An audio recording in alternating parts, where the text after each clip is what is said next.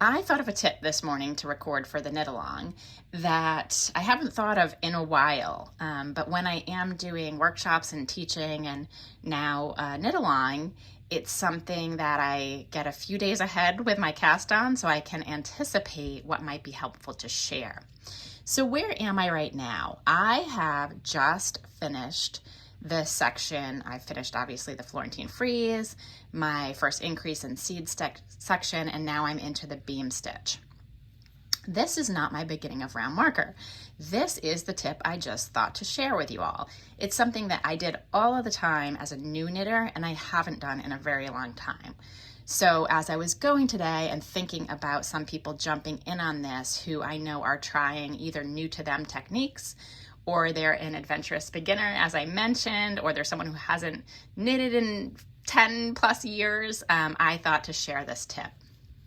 My beginning of round is all the way over here. I have a cute little snowflake marking that one today. So what is my tip?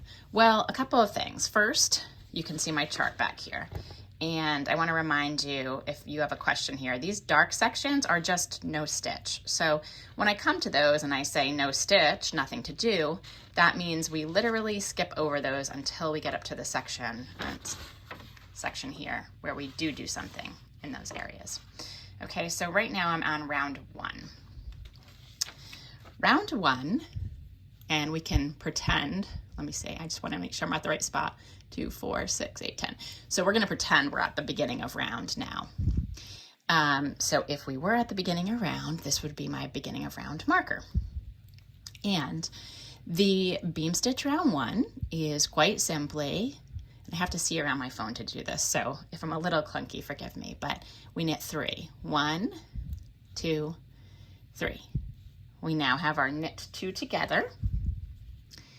So we quite literally knit the 2 together, and I am knitting continental-ish, which is how I knit. I can't knit English style, but this is how my natural way of knitting. So that's what I'm going to do for most of these tutorials. So I've knit 3, knit 2 together, yarn over. Now 3 no stitches, so nothing to do. 1 knit stitch, which is going to become the center of my beam stitch repeat design. Another yarn over, a slip, slip, knit, and knit 2. And so if I've done this correctly, I started with 10 stitches in this section and I'm ending with 10 stitches in this section because my 2 yarn overs, which are increases, are offset by my slip, slip, knit and my knit 2 together, which are decreases, and they lean in such a way that's going to form the pattern here with the yarn overs. So let's see, 2, 4, 6, 8, 10. So my tip is, if you are not used to patterns like this, stitch patterns that is, not just overall patterns, you may choose to slip on a stitch marker between every 10 stitches.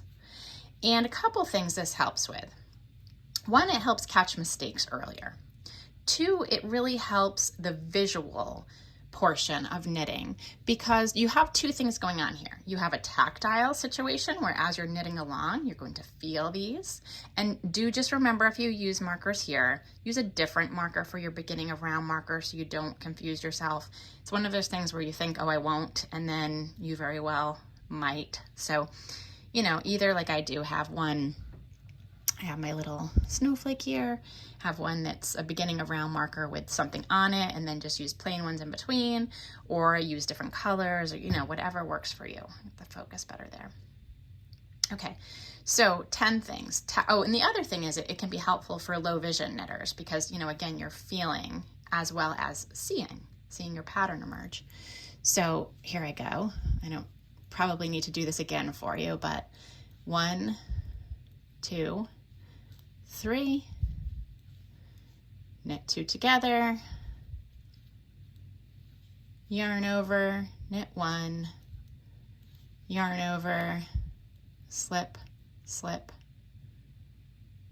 knit, again trying to see around my phone, and knit 2. and place your next marker. For some reason, I opened these up. I don't know what I was thinking, but 2, 4, 6, 8, 10.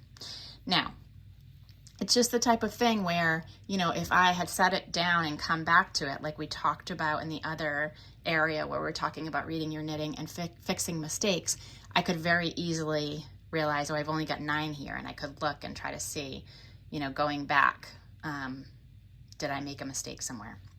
But as this grows, you can see my 2 yarn overs here, and when you're reading charts, what charts are helping you envision is, what is my knitting going to look like from the right side of the work? And so you'll see these yarn overs forming this pattern, which you're going to knit into to create the beam stitch. And if all of a sudden your yarn overs are on top of each other or going the wrong way, you'll catch that sooner. So you've got a marker here, a marker here. You're always going to have those 10 stitches between until you get up to this section here. And then your increases are going to make you have 16 stitches between, which is why this goes up to 16 and has 2 sections of no stitches that are 3 stitches each. So 10 stitches, 16, you're going to decrease them back down to 10, and then for the final round, you have 10 stitches again. I hope that's a helpful tip. If you have any feedback or you have any tips that you want to share, please check out our Ravelry forum for the knit along. Happy knitting!